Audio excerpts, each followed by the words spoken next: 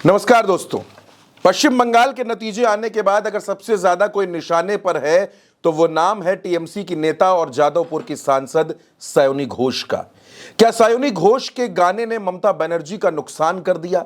सायोनी घोष अपनी हर रैली में, हर कार्यक्रम में, हर रोड शो में एक गाना गा रही थी।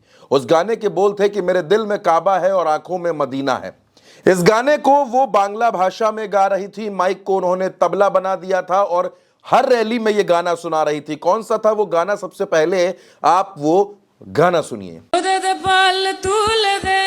माझी हला कृष्णा पाल तुल दे माझी हला कृष्णा ছেড়ে দে নৌকায় আমি যাব মদিনা ছেড়ে দে নৌকায় আমি যাব মদিনা দুনিয়ায় নবী এলো মা আমিনার ঘরে কাঁদিলে হাজার মানি খাসিলে মুক্তা ঝরে ও দয়াল মুর্শিদ যার সখা তার কিশোর ভাবনা মুর্শিদ যার সখা তার কিশোর ভাবনা আমার হৃদয় মাঝে কাবা নয়নে মদিনা আমার হৃদয় মাঝে কাবা নয়নে মদিনা।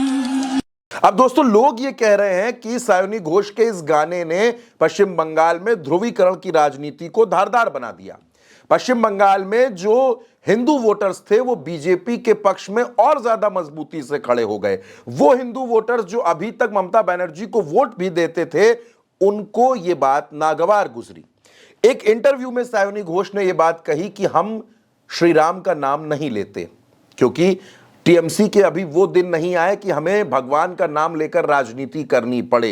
लेकिन उसी के उलट सायोनी घोष मंच पर यह गाना सुना रही थी जिसमें वो ये बता रही थी कि उनके दिल में काबा और आंखों में मदीना है। इस लाइन को पश्चिम बंगाल के लोगों ने ममता बनर्जी की ऑफिशियल लाइन माना। बीजेपी ने इसको मुद्दा बनाया। सायोनी घोष के इस गाने का काउंटर अमित शाह और योगी आदित्यनाथ ने किया।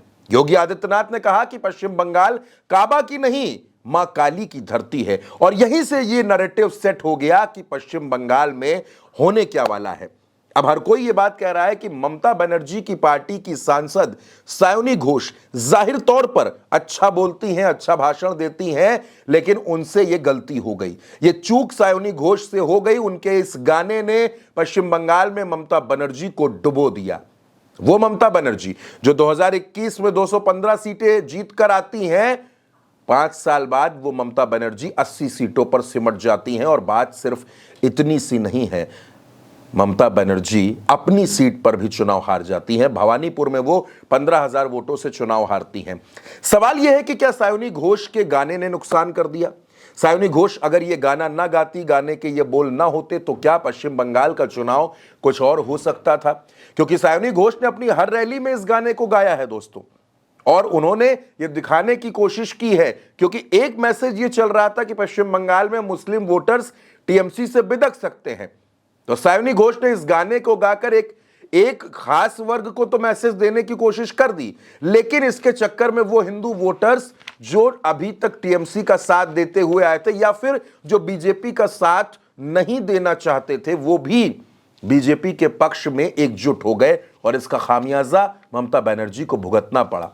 बात सिर्फ इतनी नहीं है दोस्तों, सायोनी घोष जहां से सांसद हैं वहां उस संसदीय क्षेत्र में 7 विधानसभा सीटें आती हैं। उन 7 में से 5 सीटों पर टीएमसी की हार हो गई। टीएमसी वो 5 सीटें नहीं जीत सकी, वहां 4 सीटें बीजेपी जीत गई है। इन 7 में से सिर्फ 2 सीटें ममता बनर्जी की पार्टी के हिस्से में आई हैं। तो यह एक बड़ा नुकसान हुआ। सायोनी घोष अपने गढ़ में, अपनी सीट में टीएमसी को नहीं जिता पाई। वो पूरे पश्चिम बंगाल में गाने गाती रह गई। पूरे पश्चिम बंगाल में चुनाव प्रचार के दरमियान सायोनी घोष रील्स बनवाती रह गई, लोगों से मिलते हुए तमाम रील्स बन रही थी, बारिश की फुहारों के बीच में रील्स बन रही थी। लेकिन असल राजनीति में सायोनी घोष पश्चिम बंगाल में फेल साबित हो गई। वो नहीं जिता पाई उन तमाम सीटों पर ममता बनर्जी को जहां सायोनी घोष ने प्रचार किया था, और ये ममता बनर्जी का बड़ा नुकसान कर गया। ज्यादातर टीएमसी के प्रत्याशियों को यह लग रहा था कि ममता बनर्जी के चेहरे पर चुनाव हो रहा है, हमारी सरकार है, 15 साल से हमारा शासन है, और यहीं पर टीएमसी चूक गई। सायोनी घोष से एक सवाल और हुआ था, वो हुआ था एंटी इनकम्बेंसी का। सायोनी घोष ने कहा कि पश्चिम बंगाल में कहीं कोई एंटी इनकम्बेंसी नहीं है। यहाँ जो सड़कें हैं, यहाँ जो पुल आप देख रहे हैं, जितना काम देख रहे हैं, सब कुछ ममता बनर्जी ने किया है और ममता बनर्जी पर लोगों का भरोसा है। ममता बनर्जी, अभिषेक बनर्जी, सायोनी घोष, इनकी रैलियों में, इनके रोड शो में जबरदस्त भीड़ आ रही थी। सायोनी घोष खुद ममता बनर्जी के साथ रोड शो करती हुई नजर आ रही थी। हर कोई जीत को लेकर पूरी तरीके से विश्वास में नहीं, अति आत्मविश्वास में चला गया और यहीं पर नुकसान उठाना पड़ गया। लेकिन सोशल मीडिया पर यह बहस छिड़ गई है कि सायोनी घोष की वजह से ममता बनर्जी को बड़ा नुकसान हुआ है और सायोनी घोष का वो गाना पश्चिम बंगाल में बैकफायर कर गया है। क्या है वो गाना? मैं चाहता हूं कि एक बार आप फिर से उस गाने को जरूर सुनिए और फिर आगे बात करते हैं। पाल तुल दे माझी हला करिस ना, पाल तुल दे माझी हला करिस ना, ছেড়ে দে নৌকায় আমি যাব মদিনা, ছেড়ে দে নৌকায় আমি যাব মদিনা। দুনিয়ায় নবী এলো মা আমিনার ঘরে, কাঁদিলে হাজার মানি হাসিলে মুক্তা ঝরে।